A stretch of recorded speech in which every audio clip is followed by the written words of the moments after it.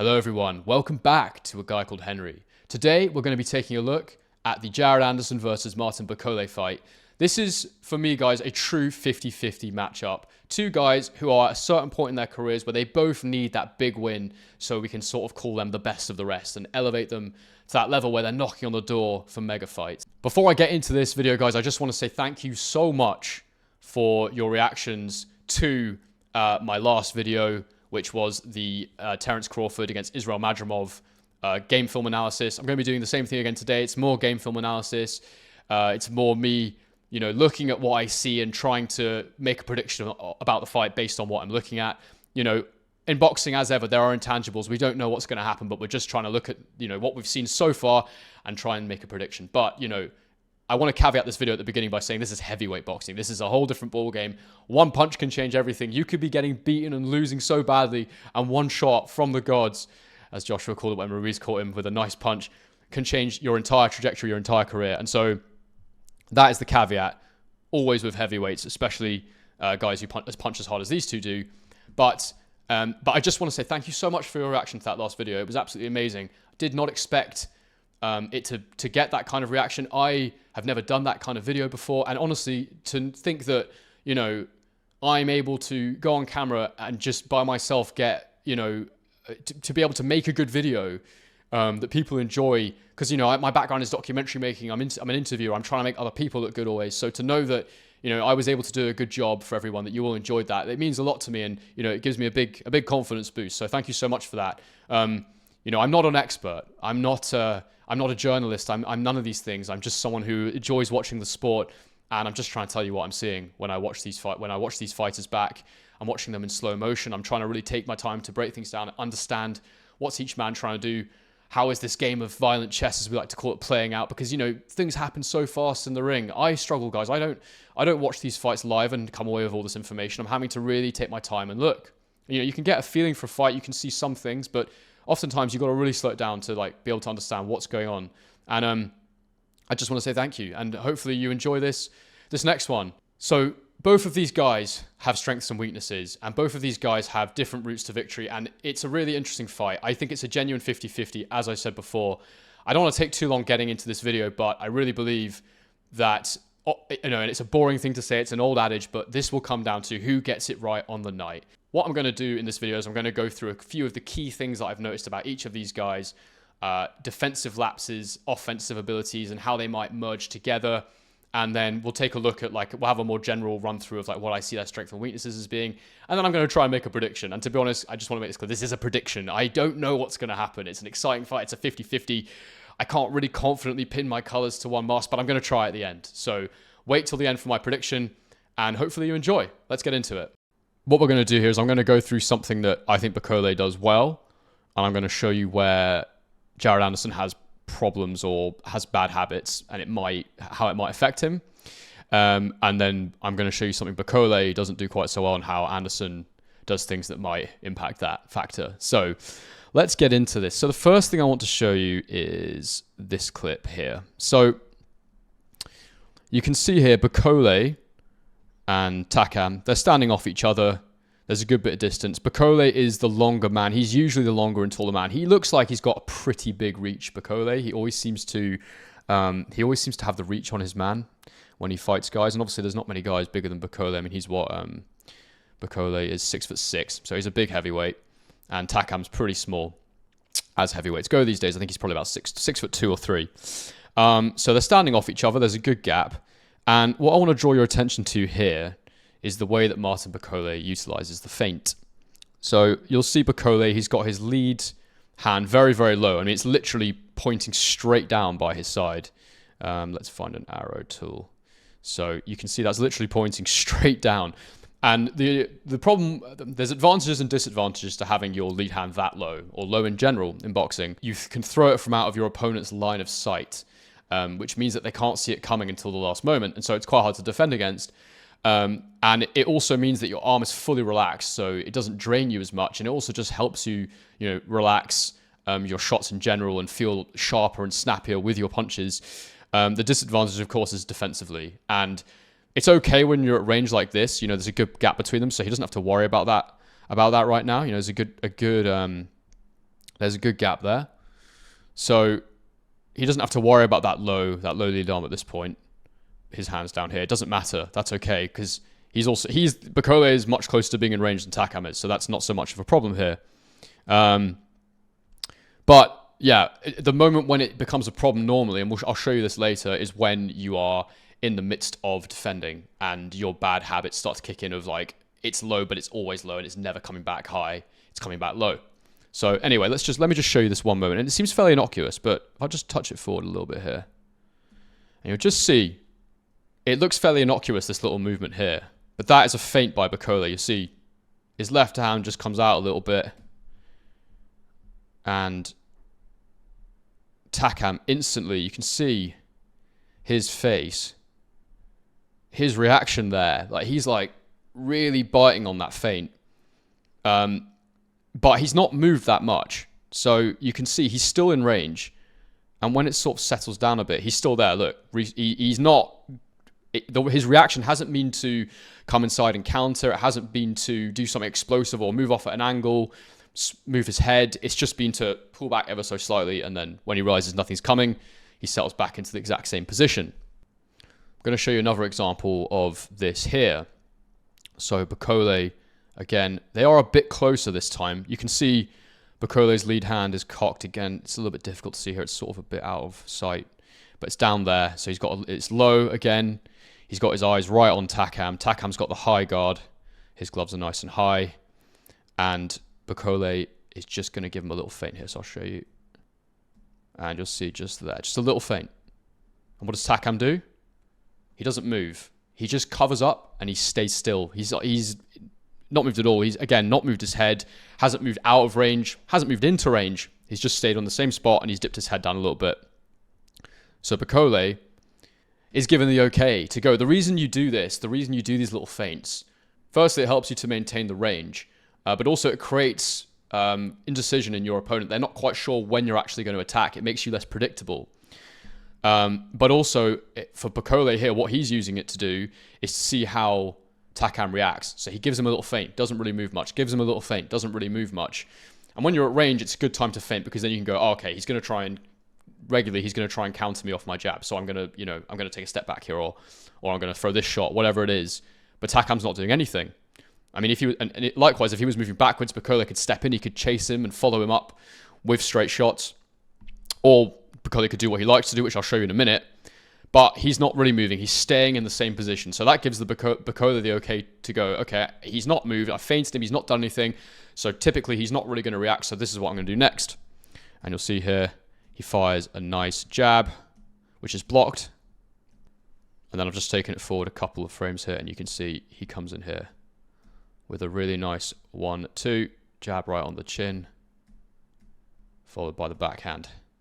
And that 1-2 is something that he doesn't actually throw that much. He throws straight shots, but typically they don't have too much on them. They're more sort of rangefinders. And he definitely is slower with his straights, and I'll show you why that's problematic in a minute. But for now, that's a good shot.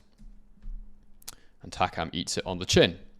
I'm going to show you now what I think Bakole is really good at, and it's a weird thing because it's kind of a strength and kind of a weakness.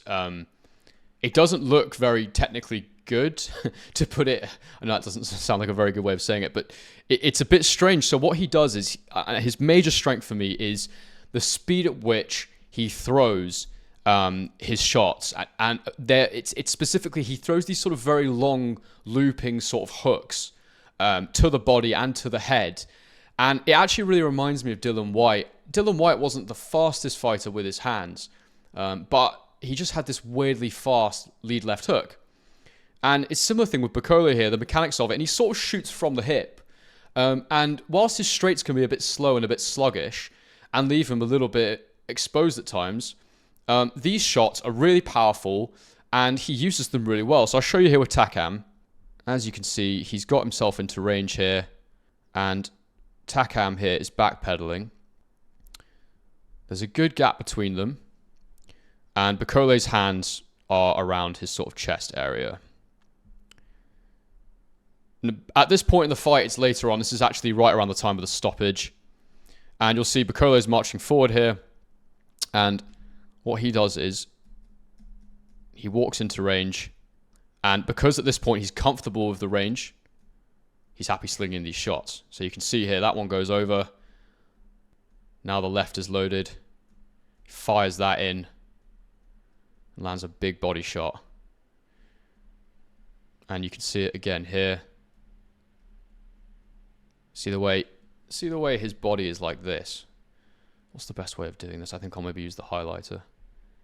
You can see it's like a rainbow sort of shape. And his hands are very wide, but it gives him speed. It gives him power. He's able to turn from shot to shot and rip to the sides. And you'll see sometimes he'll go low and sometimes he'll go high.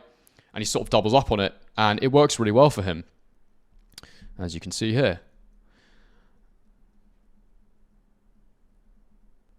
There's another big body shot. And something he's actually really good at doing when he does this is he's good at keeping the man in front of him and moving around the body. And often he'll land one of those big hooks, and then he'll move around his man, and he'll throw another big one, or he'll try and block their exit and try and keep them right in front of him at all times. So, right in front of him,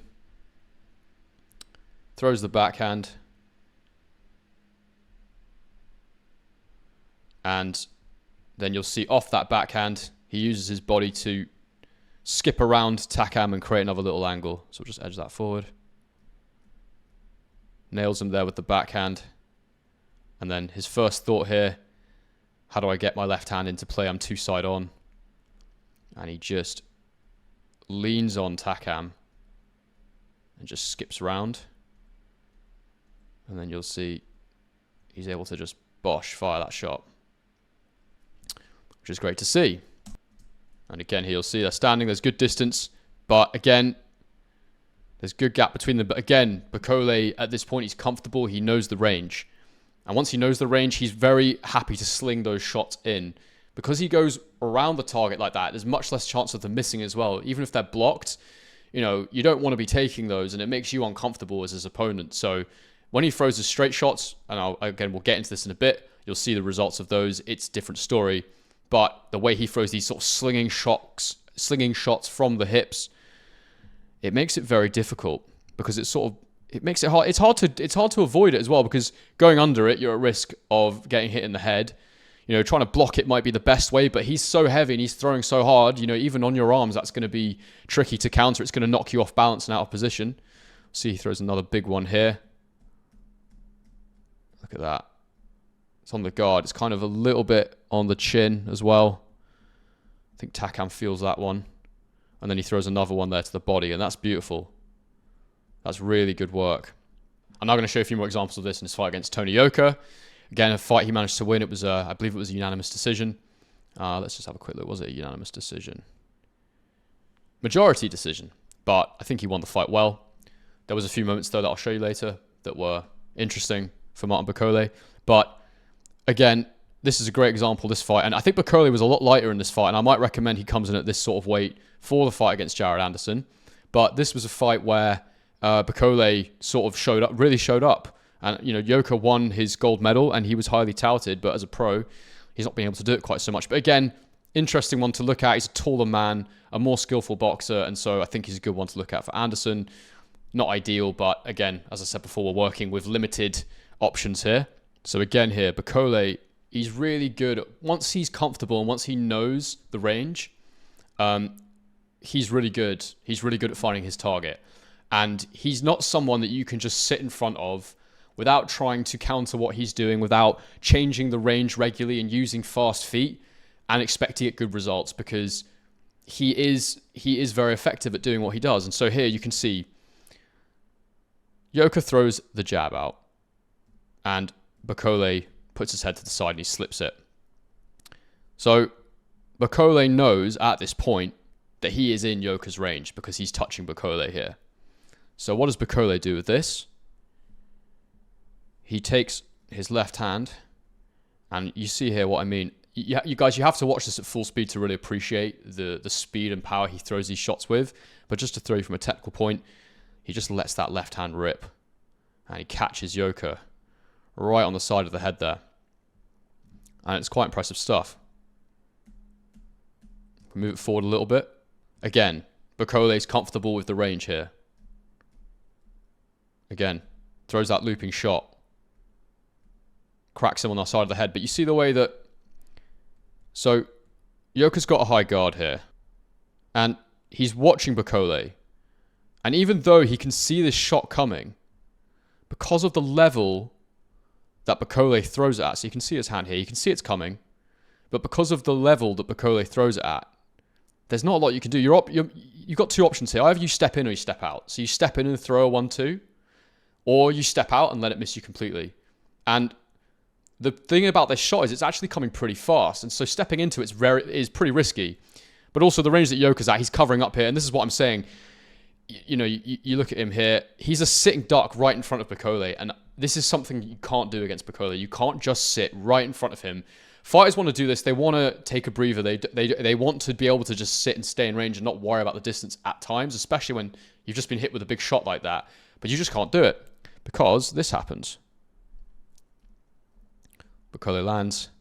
And you see, even though he's dipping down there, he dips down into the shot. And for Bakole, it's clever because either he's going to hit you on the side, on the arm, on the shoulder, or he's going to hit you up top. And once he's done that, you're off balance. And then guess what? He'll sling in the next one. But again, look at the way Bakole, it's so clever, look. He lands the shot, and then he's actually got both his feet for a second there in midair. So he lands the hook, and then he uses the momentum to switch. So he goes, let's do a little arrow. He goes from there to there, so he moves his body around Tony Yoka and keeps Yoka in front of him at an angle just by using the momentum of his own punch. So I'll just let that skip forward. Leans on him, and he ends up rotated around Yoka. And now he's right in front of him. Which means he can then throw again. Same thing again. Looping, left hand. Right hand. And this time Yoka pulls back. But I just want to show you here, if I stop it. Look. Look how open he is. So, hand here, hand here. Yoka is right in range. But because he's covered up, you can't see because I've covered it with... that can represent Bakole's hand and Yoka's guard. Because Yoka's standing there like that, with his guard up, with his high guard, there's nothing to be done. He's not looking for the counters. But what I will say again, it's difficult to counter these shots. A catch and throw would be appropriate. Don't think that's really part of Yoka's game. Again, he's wide open. He is wide open to be timed here if you've got the ability and if you've got the bravery. It's a brave thing to do. Look, he's looking at him. He's wide open. His hands are like this and this. Bakole knows because he's gone into this fight. He's seen that, you know, Yoka is standing in front of him. And he's not going to, in that range, he's not going to throw. So a brave man will do it because he's probably going to take one. Because again, these are fast punches. These are fast shots. Your timing's got to be impeccable, and you've got to hurt him to stop him from hitting you. And you've got to be out of there afterwards as well. And Yoka's quite an upright fighter. But if we just delete that and edge it forward, again, blocked by Yoka, but only partially. That's going to hurt. And as you can see, he leans back on the ropes. And I think he actually takes a count here. Now, guys, we're going to take a look at Jared Anderson against Charles Martin here. This was one of Jared Anderson's bigger profile fights. Again, he's not fought many names. Very touted, very highly touted prospect, but someone who still really needs to prove himself at the top level. And Charles Martin is someone who's been in there with some top names. And so this was an interesting fight. And it's one of the first times that we've really seen Jared Anderson take some hits. And it's just interesting to see how they came about and how they match up with the way that Martin Bakole attacks. So let's just have a look here. So you can see they're standing, facing each other. And I'd say the problem here, and again, it's hard to tell from just a clip for you guys, but if you go and watch the highlights after, you can see how I've noticed these things. But so Anderson's an interesting fighter because he is very athletic and he does have decent foot speed and he does move his head sometimes, but he does have some bad habits too. And I just want to show you this here because it plays into exactly how Martin Bakole likes to attack. So distance here is good. Hands are in a decent position. He can sort of see everything coming at him, and those are in a good position to either attack or to block. You know, that's a pretty perfect position, to be honest. Just in front of the chin, he can catch shots from there. He can do all sorts of stuff from there. Martin, on the other hand, is a really low guard here, as he likes to do. He likes to carry that lead hand low. Martin's a southpaw as well, so this isn't an exact replica of how things would look. And so forgive me for using my imagination a little bit, but we don't have much to go off, as I was saying. So you can see the position there. And anything that Martin throws in that position should be quite readable. If it's a single shot, I would expect Anderson to defend it and catch it quite comfortably. However, if I edge this forward, we'll see what happens. So Martin goes with the jab, the lead jab. And as you can see here, Anderson gets hit clean in the face. He looks like he's gone to sort of parry it, but then it's gone straight between his guard, basically. And this is something that I've noticed with Jared Anderson, is that sometimes straight shots go right through his guard. Anderson should block that. There's no two ways about it. He should either catch it or he should block it. He doesn't. It goes straight through the guard. It splits the guard. And from a fairly innocuous position, he's just sitting in front of him. They're both sitting in range. And there you'll see from that, because it's super clean, Anderson's knocked off balance. And you'll just see Martin is fully committed to the 1-2, and he lands that clean on Jared Anderson. So even after being hit with the jab, which was super clean, he then takes the second backhand shot as well. Just going to stop it here. Again, just want to point out the positioning. Use my arrows. I love my arrow tool now. I'm just going to get a sip of water. We're drinking out of a wine glass today because all my glasses are in the dishwasher. Anyway, so again, not that big of a gap between them. You know, that's a good range to attack from. You know, that you don't have to lunge too much from there. You can move your feet into range from there. You could throw a single shot. It's a good range to attack from. So Anderson should be more alert here. And it's almost like he trusts his reflexes so much, but then he doesn't always use them. It's like he gets a bit too comfortable. Again, you can see his guard is just there. And again, low hands from Martin. And again, this is the thing about those low hands. Sometimes it takes a bit of time to see the shots coming, which I can only assume is why Anderson takes one for his troubles here. So, in range and walking into range, and he doesn't seem particularly alert, Jared Anderson. He's not feinting his way in. He's not creating any confusion for Martin here about how he's approaching the space. So if I just clear that, we'll take a step forward. And you can see he's just stepping into range. And Martin decides to unleash the backhand.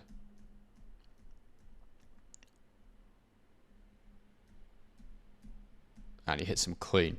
Clean with the backhand. That's clean as a whistle. It's a beautiful shot.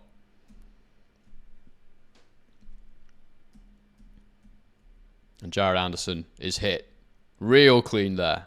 And you can see the body position he ends up in. If I just take that back a little bit. He's actually at one point looking up at the ceiling. That's how hard Charles Martin has hit him there. But you can see, sits in range, gets hit. And as I've just shown you with Martin Bakole, you know, he's someone, he wants you to do that. He wants you to sit in range. He wants you to be hittable. So guys, what I want to take a look at now is Martin Bakole and his lead hand and his straights in general. Because to be honest with you, I like some things that Bakole does. You know, I explained before, I think there's some benefits to having that lead hand low. I think it's good that he's able to keep his arms loose and he's able to throw them as fast as he is. And, you know, he's someone that is able to find the range, and when you sit in his range, he will punish you for it. So he's good with the range control in that sense. However, one of the criticisms I have of his style in general is that he throws his straight shots quite slowly, and he kind of loses his bounce a little bit when he throws them. He overthrows them when he throws them hard. And his jab's often a range-finding tool. It's a bit pawing, and it's there to be countered, as is his backhand sometimes. And when he throws those long shots, you know, he opens himself up. He leaves himself exposed. He does too when he throws the slinging shots, the sort of long hooks, the long looping shots. But the difference is they're much faster, and they hit the opponent. They will land on you because of the trajectory he throws them at, and he throws them hard enough that they're always going to be an issue. Whereas with these straight shots, he can miss. So the first fight we're going to look at is Bakole against Michael Hunter. Michael Hunter was one of the first, or he is the only first and only heavyweight to beat Martin Bakole. And Michael Hunter's somebody who I think more people would know about if his career had been managed differently. He's definitely someone with a style at heavyweight that could upset a few big names because he's very fast, he's very athletic, and he punches hard. And in this fight against Bakole, he gave him real trouble because he was so relentless. His energy, his work rate was high. he did the things you need to do against Bakole. You know, in the pocket, he either used quick feet or head movement to make Bakole's life very difficult. Bakole had a little bit of success in this fight, but ultimately, Hunter won by KO. I'm sorry, I've just seen on the screen that someone has spelled his name Michael Gunter, which is not the one. But anyway, so they're facing off against each other. We can see that they're in range. The gap between them is not too far. Hunter has his hands in a position here where he's ready to attack. They're loose, they're low, they're not too close to his chin, but his eyes are right on Bakole's hands. He's waiting, he's looking for it to react to whatever Bakole does. Bakole is coming forward. His hands are actually a bit higher here than usual. But anyway, we'll move forward. And we see here, Bakole throws that backhand. It's a little bit looping actually, but it ends up being a straight. Misses completely because Hunter just moves his head back an inch. And because Bakole overthrows there, overcommits, Hunter lands a clean right-hand counter on the chin of Martin Bakole. Again, facing each other. Again, in range. Hunter's there. He's ready. He's waiting to react. Hands nice and loose in front of him in a decent position. Bakole, again, slightly higher guard. And again, you can see Hunter. He's got his eyes on Bakole. He's waiting to see what is he going to do here. And we see Bakole just putting that jab out, completely missing. Hunter has slipped. He slipped the shot there. And again, a massive right hand countered off that jab. But you look again, I'll take it back here. Look where Bakole's lead hand is. Look how low that is. So that could have been prevented had he brought it back high enough. It's obviously very quick, but the jab wasn't fast. It wasn't fast, and he didn't focus enough on bringing the jab back to his chin. And if he'd done it from a little bit further out as well, that might not have happened. Now I'm just going to show you the same thing against Tony Yoka. Distance, in range again. Hands nice and loose, both of them. Bakole both looking at each other, both in range. And we'll just see what happens when we move it forward here. Bakole throws, again, a slow jab, not a fast jab. And it's a beautiful counter from Tony Yoka there. He just twists on the spot, pulls his head slightly back, slightly out of range, and lands a clean right hand. Again, you can see Bakole's left hand so low. And the interesting thing here is that it really reminds me of the counter that we saw in the AJ fight against Ngannou. And Ngannou, you know, he had that very long, lazy jab, and he didn't bring it back to his chin properly or quick enough. And AJ was able to capitalize on that. It was a very, very similar shot. Twist on the spot. You know, it's not quite a pull. You know, you just slightly move your chin out of range, and then you sling that right hand back with real speed and real power, and you can see that's exactly what happened there. And there's obviously weight behind that jab, but it's slow and it's there to be countered. It's there to be, you know, moved around and taken advantage of. And while he's finding that range in the early parts of the fight, I think that's probably the best time to try and do that. So you can see Bakole flicks that jab out, and Takam gets his head to the side, and you can just see what Takam's line of vision here is. The glove's out there. You can see what Takam's line of vision here is. He's looking, and he's got the whole body of Bakole to aim for there. Bakole's feet aren't the fastest. He weighed nearly 300 pounds in this fight. And so you know, Takam being the lighter guy, if he's quick enough, he's going to be able to get in there. And then you see he throws the jab. Lands a nice jab to the body, but he doesn't. And look, again, you see there, Bakole's jab hand, it's been brought back really low. And if Takam had the ambition there, he could have followed that up and hit him hard and hit him high on the head. So you can see there, a different fighter might have been able to capitalize on that. Maybe Jared Anderson, I don't know, we'll find out. So guys, now I just want to take a quick look at Jared Anderson and how he attacks and how he has successful attacks. And the Charles Martin fight is a good one for this. You know, a similarly sized man to Bakole in terms of his height and his reach. Obviously a southpaw. We had a look before about some of the success he managed to have against Anderson. But I really want to look here at how Jared Anderson attacked Charles Martin and how he was able to have some good success against him. And there's a couple of things that I want to take note of here. One is his feints and his ability to feint, get a reaction from Martin, and then move in and attack him and take advantage of Martin having a low lead hand. And I think this is a really important thing to consider when fighting against Martin Bakole, because Bakole often, we saw it in the Takam fight, if you go and have a look at it, moving loads, you know, trying to create a rhythm, trying to create patterns for Bakole to be worried about, and he just stands there and looks at it, and he was often able to land jabs to the body, and you see that often against Bakole, jab to the body is available, and this is just something that I want to show you all.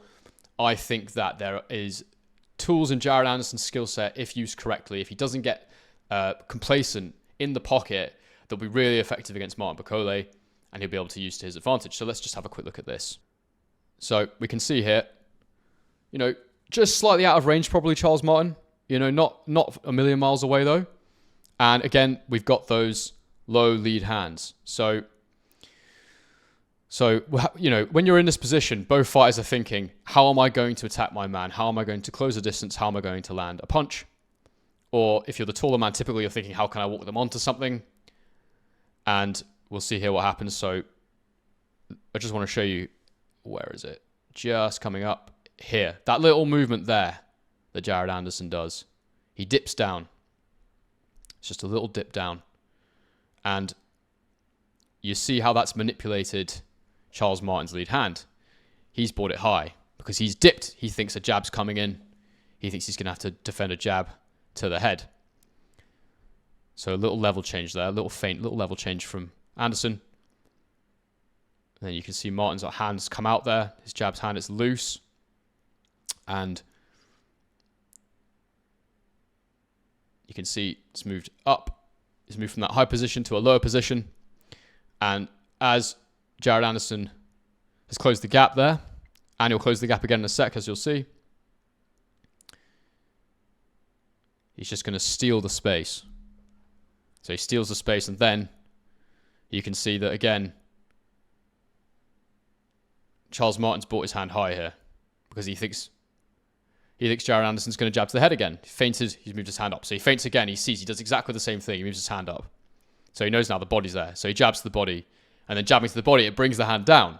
So he's playing with Charles Martin's guard, he's playing with his lead hand, and then he's able to attack. So he goes with a jab to the head, uses his athleticism, his explosiveness to land that shot. And then you'll see the follow through. He just very narrowly misses with his backhand as he comes through here. There you go. Just misses it, but it's unlucky.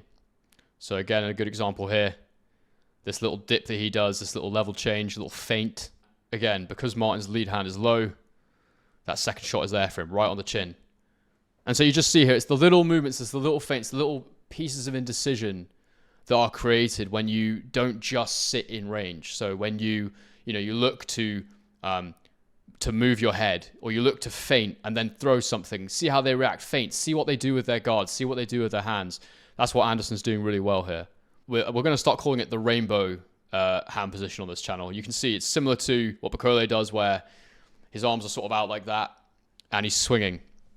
And Charles Martin does the exact same thing here. He slings in that shot, and you'll see what happens here as we edge it forward. Anderson is able to just lean his head back, and Martin misses, which creates this counter-attacking opportunity. And this is what I was talking about before. You know, it gets very close to his chin. It's inches. It's very good stuff from Anderson in terms of measuring the distance. And if he's able to do this against Bakole, this would be a huge thing for him, a huge moment. And then you can see he's completely missed. He's off balance. His hand's over to the side, and he's able to counter himself with one shot. So what have we learned from watching these little clips here?